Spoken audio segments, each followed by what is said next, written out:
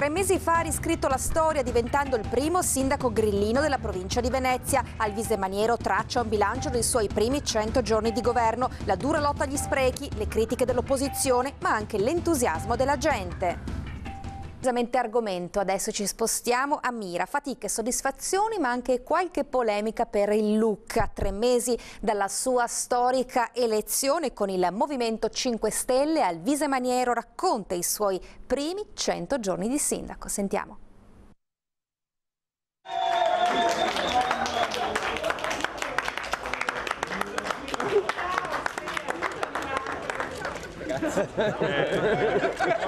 Siamo passati da ovviamente stimolatori esterni a stimolatori interni ed esecutori. Mobilitiamo gli uffici, oggettivamente rompiamo le scatole.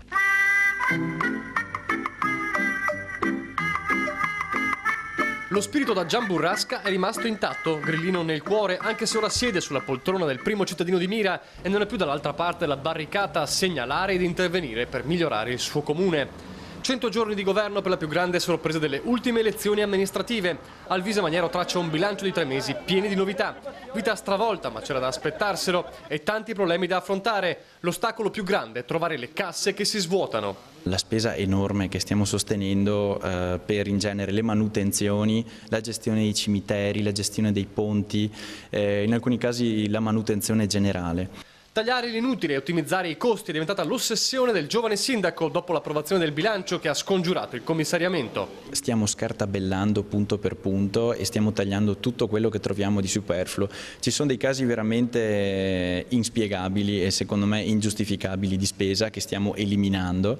Nota positiva la squadra dei giovani assessori e l'entusiasmo dei cittadini alle prese con la rivoluzione 5 Stelle. Ci giungono progetti, proposte, disponibilità anche. Nota negativa le polemiche di certi avversari dell'opposizione che in queste settimane sono arrivati a criticare anche il suo vestirsi casual, jeans e maglietta, poco indicato a un sindaco. È fondamentale, infatti pensavamo proprio di improntare una buona parte del programma sui bermuda del sindaco. Se qualcuno vuole vedermi in mutande si attacchi ai miei bermuda.